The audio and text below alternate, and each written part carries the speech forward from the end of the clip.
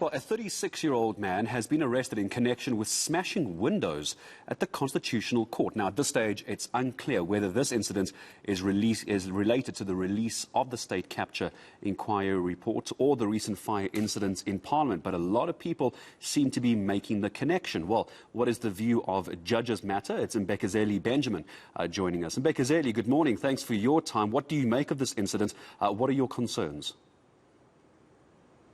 Good morning, Gareth, and good morning to the eNCA viewers. As Judges Matter, we are really concerned about this incident that happened at the Constitutional Court yesterday.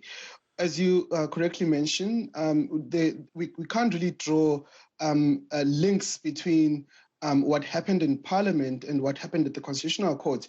But of course, we have to be on alarm considering the damage that happened at both places.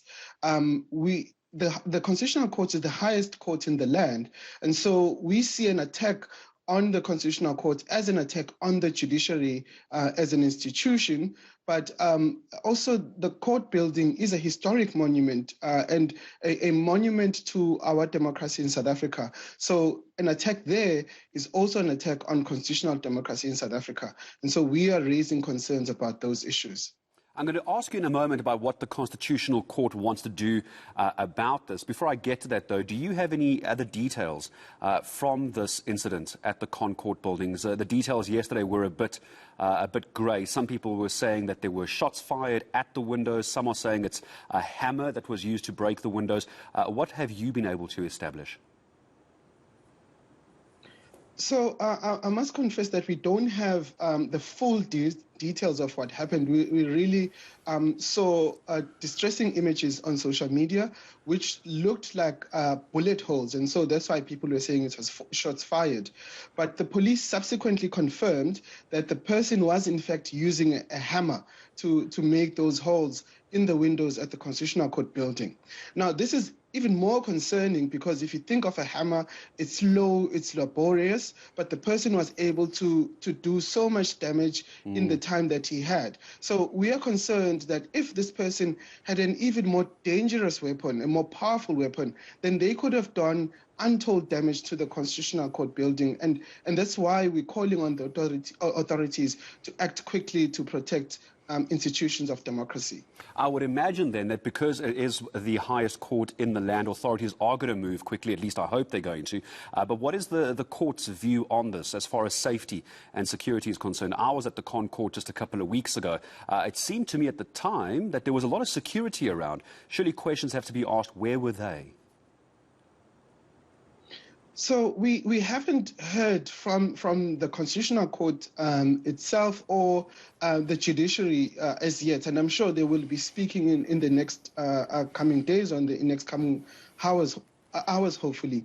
But as you rightly say, the Constitutional Court is usually a secure facility, and there is often security posted there, and at the same time, it is designed to be open and accessible to people. So anyone walking in the streets can walk into the Constitutional Court and view the building because it is meant to be a building of the people.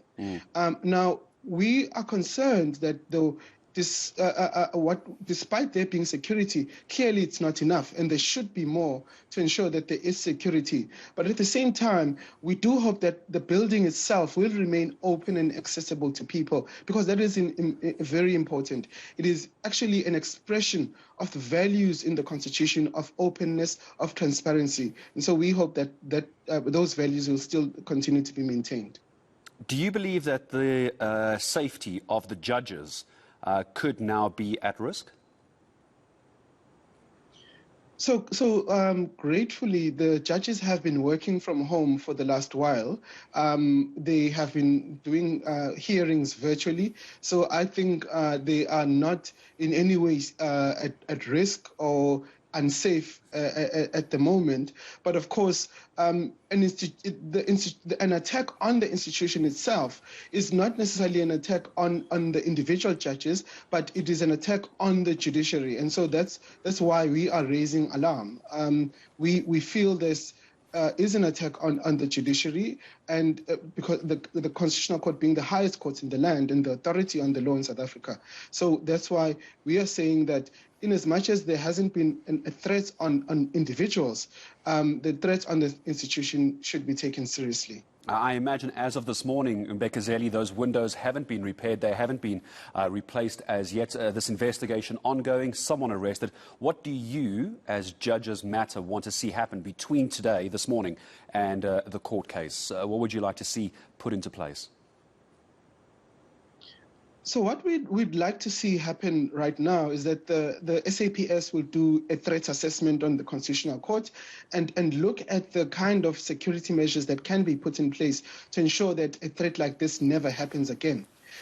We hope that the Department of Public Works would also move quickly to fix the damage that has been caused to the Constitutional Court, and that it as soon as possible reopens for tours, because it is a working museum, so people can take tours on a daily basis. So we hope that those measures will help to facilitate that more people will be able to visit the Constitutional Court to see the site, because it's a site of historical importance. So people must still be able to go there, but of course the measures should ensure that people with bad intentions are kept out. Let me leave this as my last question to you. Some people on social media, and again, I always say the social media is not the entire country, it's just a nice litmus test for conversations around this. Some suggesting this is an attack not just on the democracy, but also on the country. Some saying that's quite alarmist as well. What's your view on this before I say goodbye? Well, they are right to say that we shouldn't be alarmed. Of course, we should be cautious that such attacks are happening on important institutions like Parliament and the Constitutional Court. But of course, we must remain vigilant. Alarm is no, but vigilance is important. And that's why we are calling on the authorities to act to protect the institutions.